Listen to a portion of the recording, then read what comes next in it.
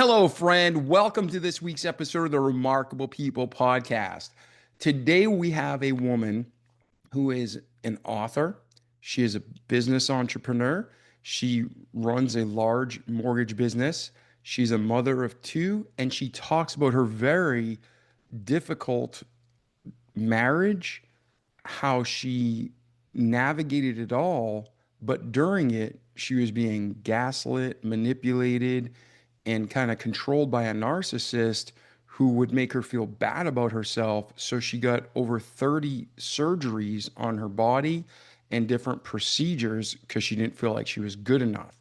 So at this time, you're going to hear Sandra Lena Silverman's story, and then we're going to transition that into hopefully practical steps of how it can help you and those you love to be aware of what's going on, to put a stop to what's going on, and to recover from what has gone on. And so you can move forward in more joy and peace and love. And so you can also help other people. So at this time, enjoy this remarkable and important episode with our friend, Sandra Lena Silverman now.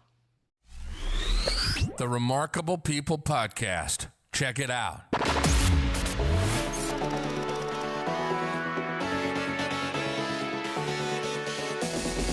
The Remarkable People podcast. Listen, do, repeat for life.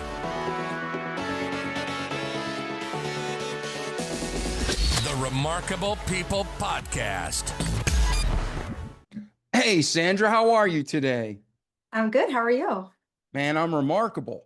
I am looking forward to our interview, and I just told our listeners a little bit about you, but straight from the source. If someone spends time with us, whether they're in America or anywhere around the world, what do you guarantee by the end of this episode they're going to be able to take, apply to their lives, and be a better human after listening to your story? That they need to learn to love themselves. That would be the best takeaway from this story. All right. I mean, love is the most important and most powerful force, so I couldn't agree more. So what we're going to do Yes. is we're going to go through your story, because clearly weren't born into a perfect environment, and you were taught this by your parents, and you've carried the torch Absolutely. through your life. So where were you born, Sandra? What was your upbringing like? How did, we'll work chronologically through to today. Okay, so I was born in Maryland. I'm adopted. I was given up a week after I was born and adopted at 3 months of age. And I spent most of my adult life in Maryland for the first 45 years until I moved to Miami 9 years ago. Okay. And then growing up adopted, that impacts everyone, but to a different Mhm. degree. Some people, it's a nice transition. Some people, it really bothers them and burdens them their whole childhood. What was your upbringing like? Were you okay with it? Were you thankful to have a family, or did it hurt you? No, I was fine with being adopted. I didn't know any different since I was 3 months old. So my first children's books that I read were called The Adopted Family. So I didn't know any different at that point. It was a little difficult as I got older. I wanted to meet my biological parents, and my mother wasn't receptive to that as a teenager, just out of curiosity. But my childhood was fine. I grew up in like an upper middle class family. My parents sort of had a dysfunctional marriage, so it wasn't perfect. And I also have an adopted sister who is 3 years younger than me. So is it two sisters and then your mom and dad? Yes. Yeah. And as our listeners know, who've been listening to our show for 8 years, or maybe it's their first episode, we go through the past not to dwell on it, but everything that happens, good, bad, ugly, pretty Mhm. ugly, it makes us the people we are today. So that's why we want to understand it. So now you're growing up and you're going through, we all go through school in America for the most part. We decide, are we going to go career or college? So as you're developing, you said you reached out to your mom, you try to connect. She wasn't into it, at least at that time. Where does your life go from there, Sandra? No, my adopted mother wasn't receptive to me reaching out to Oh, my biological mother. So, yeah, so let's back up a little bit. So, as a child, there were some issues. So I was molested when I was 7, and that subconsciously was difficult for me. Consciously, I think I blocked it out. And then as a teenager, I started remembering things. And then fast forward, I did go to college and found my biological mother once I was in college. So once I was over the age of 18, I reached out to the state, and she had already written a letter. So if I ever reached out, that she was willing to see me.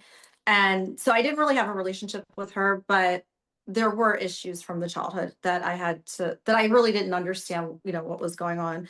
So fast forward, I started working after college, and then my life just went from there. Okay. And then when you're, a lot of changes in your teenage years, a lot of changes when you go to college, who are we going to marry? Or if we're going to get married, what are we going to do? So all these things are spinning through your head. And now you have that burden of even the subconscious, the molestation, Mhm. and now you're aware of it. Was it at that point you started processing it, or did you kind of just push it down and deal with it later in life? So where it happened was in a tack room. So I rode horses, and one day my dad left me there at the facility, and the person that owned the facility, that was the perpetrator, and that's where it happened. But it happened in a very small space in a tack room. So fast forward, I developed a major fear of elevators after college, where it got to the point, like, if I walked into an elevator, I thought I was going to die. So it was really bad. And then over the years, I worked on that. To this day, I cannot ride an elevator by myself. So, and I've tried so many different therapies, so many different plant-based drugs, and so that's an issue. Now, I guess I started developing that in after college. Yeah, it started emerging because things weren't. Did you even? I don't want to say it wasn't being dealt with, but at that point, did you acknowledge it, or did you just kind of keep pushing it away? You didn't want to deal with it. Where were you at that point? I had to push it away because I didn't understand why I had a fear. I didn't know about the fear of the elevator, what caused it, until much later in life. But yeah, so I wasn't dealing with it for sure. Like, I wasn't in therapy. I didn't deal with it. I just kind of pushed it away. Okay. So now Mhm. you kind of have it's natural when you're like, I grew up, my parents weren't married. My dad never came to see me. He chose not to. And you just have this natural rejection, right? Mhm. So I'm guessing at some level you had a natural rejection by being put up to adoption because you didn't know what happened until you were older. And now you're molested and you're trying to grow and trying to move forward. So when all this is happening, do you start, usually what happens is it piles up and we develop other, whether you want to call it a bad habit or other issues, like you got claustrophobia. Was the rest of your Yeah. life pretty balanced, or were you starting to just pile up? No, I was pretty balanced. So as a child, I was a perfectionist. Like, made sure I was always on the honor roll. I was always had perfect attendance. I was great at all my activities. Like, I was always perfect in terms of as a child. My room was always perfect. My closet was always perfect. Like, everything was perfect. And I didn't realize that until I was an adult. Like, wow, I was such an overachiever at such a young age. And probably subconsciously, that was because I was adopted and I was already rejected at birth, where I wanted to live up to my adopted parents' expectations, even if they didn't have expectations. I don't even remember. But now, as an adult, looking back, I think that's probably where I was with my mindset. And that carried into my adult life. So every job I had, I was always the top producer. I started my first company at age 27. So I was always like overachieving, I guess, in everything. Yeah, it was almost like you said, this, we're going to get into the core of what you learned about love and Right. about self-love. But at that point, you were trying to earn your love, it sounds like. Yes, 100%. And then I met my ex when I was 26. And a month into the relationship, he looked at me one day and he was like, wow, said, oh, your body's soft. You need to go to the gym. And I didn't understand. I thought, okay, my body's soft. I need to go to the gym. But that's the first time in my life that I actually felt like there was something physically wrong with me. Like I never felt it before, even if there were physical things wrong with me, I never felt it until that moment. So I think that's what started the whole journey of all of the surgeries and, all the procedures that subconsciously prompted it. And Yeah, not and that I he know a even little asked me bit. to do this. Yeah, I know a Go ahead. little bit more about you because I saw your intake form and we had a pre-call. But for the Yes. listeners, let's not jump through. So you had someone you cared about, you met this Mhm. man, and then he says you're soft, and that's just like what? And so Mhm. what was that the negative catalyst to? I didn't understand because no one's ever said anything like that to me before. So I was confused when he said that. So I was like, fine, I'll go to the gym. I'll get a trainer. I guess my body's soft. Like I didn't understand. So I started working out, and a year later we started our company together. So I was in residential lending, he wasn't. And we actually started the company before we got married. I worked like morning, noon, and night building this company. And I had my first surgery at age 27, which was breast augmentation. So that's where it all started. Yeah, and he basically was telling you whether it was it that one time or was it a constant stream of passive aggressiveness or was it straight in your Mhm. face, this is No, wrong. it was more passive aggressive, or he would talk about his ex. Oh, she had the most perfect body. She was this, she was that, like to try to make me feel bad about myself.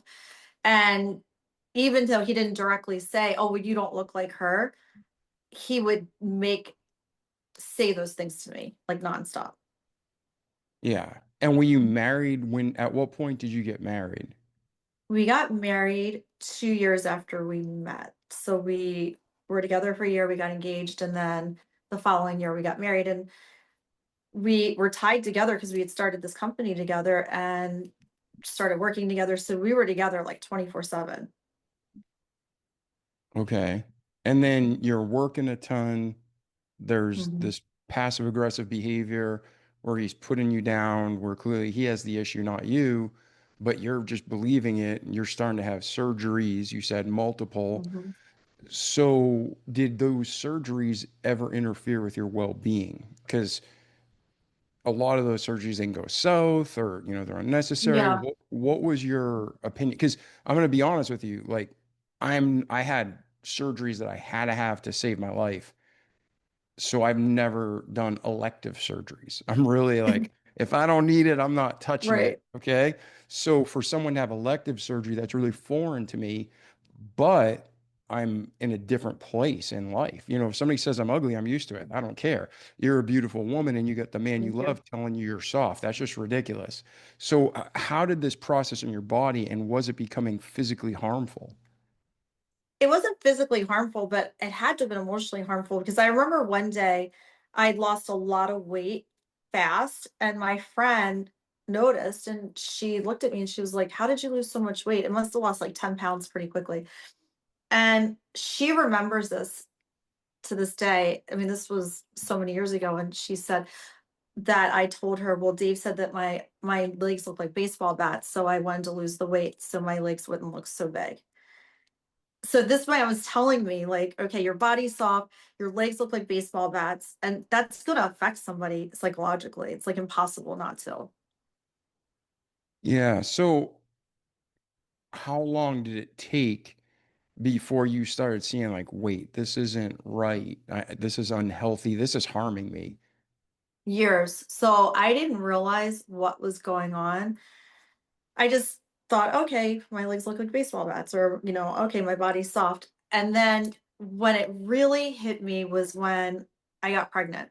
So fast forward, now we're in 2002. I got pregnant. My son was born in 2003, and I gained a lot of weight. So during that pregnancy, I gained like 60 pounds. And it got to the point where he started And just calling so you know, hold himself. on. I want to hold off just because that's a normal pregnancy weight. That's not like Mhm. it's not like you gain 180 pounds.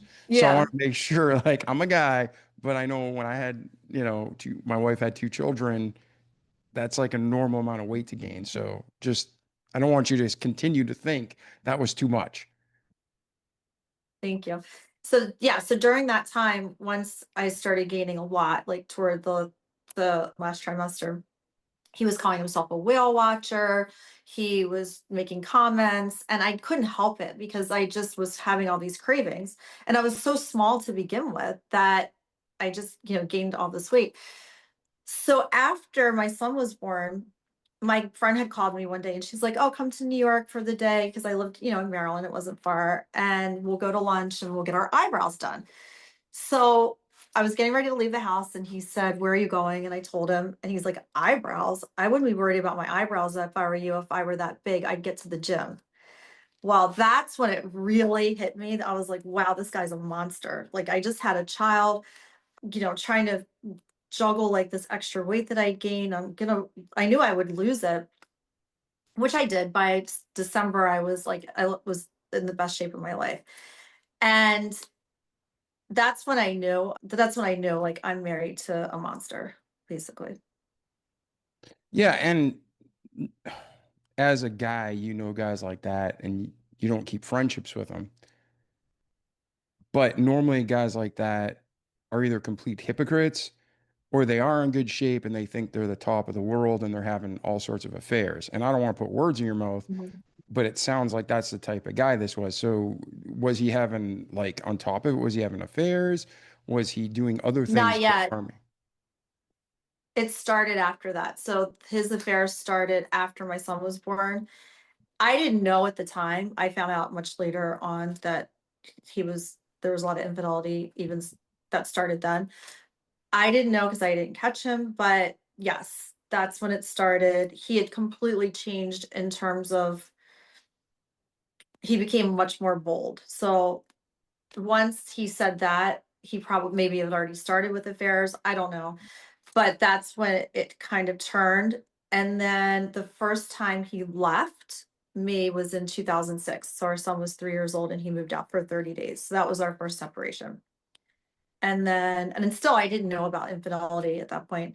He came back 30 days later and things seemed fine. And then we adopted our daughter in 2007, maybe 2008. And then by 2009, I knew that I should leave this marriage. At that point, he stopped having sex with me, started telling me he wasn't sexually attracted to me. And at that point, I knew I should have left. And that's probably my biggest mistake for not leaving. Yeah, but I mean, hindsight's 2020, and you got two children now, you got a business together, Mhm. good faith of, Yeah, it was hard. we love each other and we're trying to grow together. So, and I appreciate you sharing this. And I know it's a delicate, sensitive topic, Mhm. but we have listeners all around the world, men and women, and a lot of them are in your situation currently. So that's why we kind of go through the past and we talk about these things. So looking back, like you said, you can see now how abusive he was. But at Oh, that yeah. point, it was just par for the course. I mean, it probably didn't feel good, but do you remember any kind of, like, you just accepted it? What was going through your head at that point? Do you remember? I wanted to leave. I was planning to leave. And I remember talking to my father about it. And he's like, what he's doing is emotional abuse. For him to even tell you he's not sexually attracted to you and he doesn't want to be intimate with you, you need to leave this marriage. So I remember we took the kids on vacation for Christmas. And I remember telling him after the vacation that I was leaving. And I planned to leave. I was going to take the kids and move to my parents' house temporarily. And then my father died. So when that happened, and before my father died, he's like, no, I'll make changes. I want to work this out. And then my father died. So then I never left. Yeah. And so where does your Mhm. life go from there? So for all of your listeners, this is really important because I was at a crossroads at that point where I was scared. I should have left. I didn't leave. And I promise your listeners that if they're in the situation, it will never get better. These people, when you don't have a strong enough boundary like I didn't have, it never gets better. They continue to become more and more disrespectful. And my second book, which it's in publishing right now, that book talks about this whole journey and about the marriage and how everything that happened step by step. And I can tell you from 2009 until we finally separated, the final separation in 2024 was horrific. in terms of the behavior that this person displayed. I mean, I wouldn't wish this on my worst enemy because my life turned into so much anxiety. I was living in flight or fight every day of my life, and it never got better. It just continued to get worse and worse. Yeah, and that was long. I thought you were going to say, after your father passed away, you stayed another year, but you stayed No, a long time. a long time. So after 2009, he, I mean, it wasn't like all bad. Like he was good and then he wasn't. It was just like a roller coaster. So then after that, we ended up moving to Miami in 2015, fall of 2015. By 2016, he left again. So now this is the second separation. Then in 2023, he left again. That's the third separation. And after 2023, we got back together for a year. And then when he left in 2024, that's when I finally was done. I was like, I'm filing for a divorce. I'm never getting back together again. Like, I'm breaking the cycle. But it took so many years and so much trauma for me to endure to actually wake up and choose myself because I wasn't loving myself. And that's what the big takeaway from this podcast hopefully will be for your listeners. Because if you don't love yourself, like nobody else is going to, like you have to choose you. And I don't mean choose you over your kids. Like, of course, you're still going to be a good parent, but you have to choose yourself. Oh, yeah, a healthy balance. And I totally get what you're saying. And ladies and gentlemen, it's like if you've ever been on an airplane, they always go through, if the plane is going down and oxygen's low, put your mask on first so then you can help other people. What Sandra's talking about is biblical. I mean, if you can't care for yourself, if the love of God isn't flowing in you and overflowing, you have nothing to give to other people. If you had no money and I asked you to borrow $5,000, you can't give it to me. Well, if I try to borrow your love or use your love, I'm just going to suck you dry if you don't have it. So, what Sandra's saying is she was empty on the inside in a lot of ways, and it was Mhm. just draining her even worse. So, Draining. yeah. So now you go through these years of dysfunction, and it hasn't been that long before we progress into today and tomorrow. When you go through those years of abuse and now you're on the other side, what typically happens is you just have these epiphanies. Like all of a sudden, out of the blue, you could be at the grocery store doing something completely random, it seems, but then you realize just how dysfunctional things were. And it takes time to acclimate to balance and normality. So are you finding yourself now just, during the days that you've been separated, you're just like, wow, I can't believe I put up with that, or I can't believe that happened. Oh, I can't believe it. I think about it all the time. I can't believe, and I'm so happy that I have this platform now because I can help other people. Like the first book that I wrote was more about reverse aging and timeless beauty. The second book, which will be published this year, hopefully will help so many women see exactly what I went through. And I have experts in the book talking about narcissism and how these people never get better. I don't care how much help they get, they never get better. They just continue to get worse and worse. And when you don't set boundaries for yourself, I mean, the behavior it just continued to get worse and worse and worse. And I just dealt with it, and it was wrong because it affected my health. My cortisol levels were so high. I had so much inflammation in my body. I was a nervous wreck. My friends told me that I was shaking all the time. They thought I had like Parkinson's disease because I shook so much. And now all of that's gone. But now the inflammation's gone. I don't shake anymore. Thank goodness. Yeah, praise God. And that's so true. There's people try to give you good advice, and I'm sure you want to try to do everything to make the marriage work. Mhm. But I know, like in my personal life, and you've said it several times, like you're like, I don't know if you use the word regret, but you're like, I wish, I wish, I wish. Looking back, the regrets I have were for trying to make things work that I had no control over. Like we can't control, ladies and gentlemen, the other human. Mhm. And like Sandra's saying, unless they choose to change, which is going to take a complete mental and emotional and spiritual reckoning on their side, it's not going to happen. And it sounds like you were holding on, waiting for the miracle, but it didn't happen. Looking back now, especially with the kids, you don't have to go too deep, but I know with my kids, I love them so much and they're 21 and 23 now, Mhm. but trying to help them reestablish a relationship with their mother destroyed aspects of the relationship with me. And my biggest regrets are for trying to do the right thing, quote unquote. How are you at? Are your kids solid? Are your relationship with them, or did Mhm. it cause a rift between you three? No, my relationship is solid. My kids will always choose me. They will always choose me first. They will always choose to be with me for the holidays. Like they're always going to pick me because I was the constant in their life. Even when they were children and he was running around and chasing this person or that person, or at one point we had a second home in Vegas, so he would just take off weeks at a time. I was always with the kids. So they know that I'm always going to be that solid person in their life. That hasn't been an issue. Yes, they have a relationship with their father for sure, but they're always going to pick me over him. Yeah. And you want to have a relationship with both parents for your children. You love your kids, you Mhm. want them to have as healthy a relationship as possible. But at the same time, we don't want them to pick up on the dysfunction. So again, it's that balance. So looking back, or not looking back, but looking forward, helping our audience, what are some things that you'd recommend?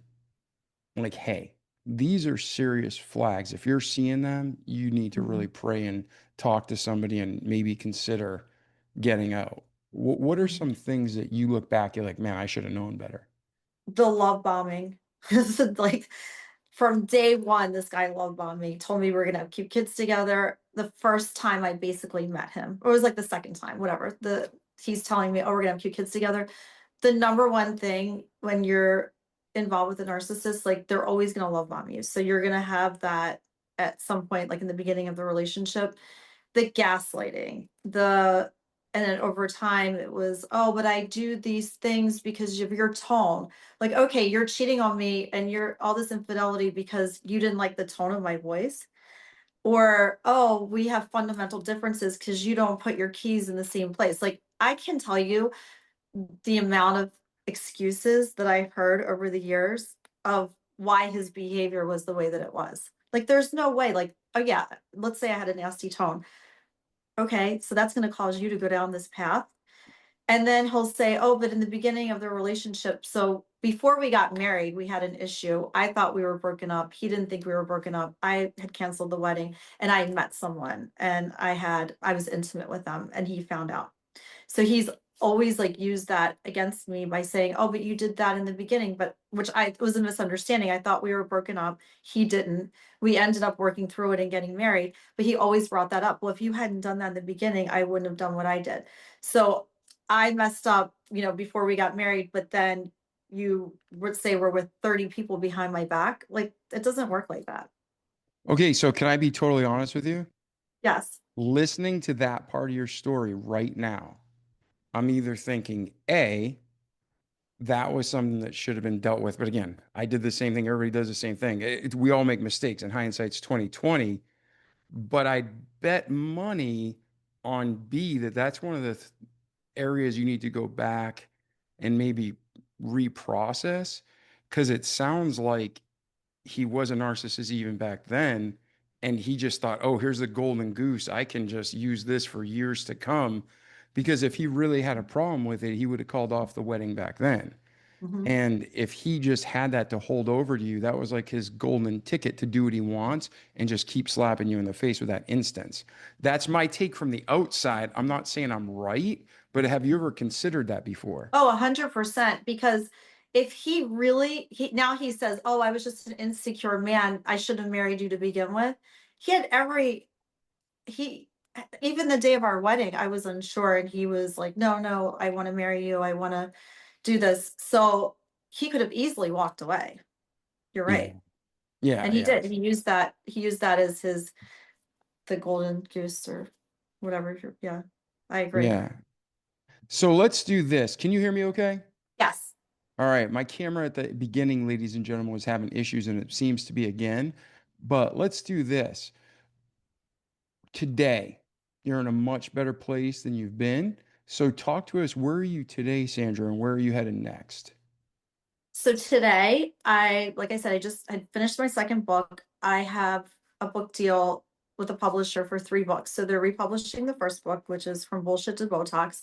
They're publishing the second, which is From Bullshit to Broken Hearts. And the third, I haven't written yet. So I'm going to be focused on that. I started a podcast talk show called Party's Over. So that launched in November. And basically, like my whole life had just taken off like in a totally different direction. So I'm no longer, now I have my independence in terms of, yes, we still own this mortgage company together, but I have a completely different name now for myself that's separate from him. Because before we were always kind of combined since we started our lives working together, as a married couple. So that part's been great. I've met a lot of people along the way. I have a good following on Instagram, and other opportunities have happened because of that, in terms of like I did some modeling work. I was able to walk the runway in New York and Paris, and just opportunities like that that I wouldn't have had before. So my life took off in a different direction. I do date, and I'm not involved in like a serious relationship, but it's only been a year and a half. So, I'm just constantly working on myself, trying to make improvements. Yeah, yeah. Now you still work with him. That's for me on the outside. I know my marriage, like people might view it differently, but I know the truth and God knows the truth. And it was like the Twilight Zone met the Good Son, met the Jerry Springer show. It was bizarre, and I did everything I could to keep it together. There is no way on this planet I would work with my ex-wife. How do you manage to continue to work with your ex, or is it something you're gonna get an exit plan and get out of there? Because even just the practicality of your next relationship, I don't think it's insecurity. I think it would be wisdom to, if you were working with him, it's just not healthy. Where are you going to go with No, we that? don't work together any longer. So I'm still a co-founder of the company, but I don't work with him on a daily basis. Okay. But I Yeah. So mean, we haven't worked together in a long time in terms of side by side, even while we were married. So I'm not involved with the day-to-day operations of the company. got you, got you, got you. Okay. All right. And I'm not telling you what to do. I'm Mhm. just trying to process it myself because there's no way on this planet I'd work with that woman again. Yeah, So, no. No. I don't work with him. And we are in the process of the divorce. So hopefully the divorce will be final in the next few months. got you, got you. And then your surgeries, let's go back Mhm. to that. You said from bullshit to Botox or Botox to bullshit. What was the name of the first book? It's From Bullshit to Botox. So the first part of the book is all about different surgeries that I did, and I have experts in the book. And all my books are written like in a very humorous way, but we talk about like important topics. So the first part's all about the external beauty, and then the second part is the internal beauty. So that's why I was saying, for your listeners, I kind of did everything backwards. Like I did all the external work and realized I'm not happy. I'm not really loving myself. And that's when I went to the whole like internal work journey. And so I talk about all those things in the book. The book doesn't really talk a lot about the marriage, just about my own personal experience and my own personal journey. And then the second book is more about the marriage and being like dating, and at the time at age 53. Yeah. So now looking back, would you like again, my stance on elective surgery is don't do it. Mhm. Are you at a place now where you're like, yeah, no more elective surgery for me? Or was it yeah, maybe elective surgery, but for different reasons? Where do you stand on these surgeries now? I think that you should do whatever makes you happy as long as you do it for yourself. I don't think there's anything wrong with the elective surgeries as long as you're doing them for the right reason. You're doing them for yourself, you're doing them, just to look better or feel better about yourself, but you're not doing it for somebody else, and you're not doing it because you don't love yourself. I don't think there's anything wrong with it. Get 25 surgeries if you want, as long as you're doing them for you, and also that you're going to the right people and you look natural, because so many people will go down this rabbit hole and they'll look unnatural, and it just doesn't really work out the way that it should. So I explain all that in the book. And it's a good guide for women where if they don't know where to start, or even if they just want to do non-invasive treatments, I talk about everything in there. So Yeah. people All will right. get And it. I want to just rehash this. So I believe the Bible is clear on divorce, that you don't get divorced unless it's for adultery. Mhm. Adultery, even then, you try to make the marriage work. But if you're in a relationship like we had, ladies and gentlemen, there is the biblical oath, and God knows how painful like that type of broken vow is. It's a broken vow to God and a broken vow to you and your family. That's why he allows for it, from what I can read in the Bible. But now that you get to heal and move on, Sandra, where are you headed next, and how can our remarkable community help you get there?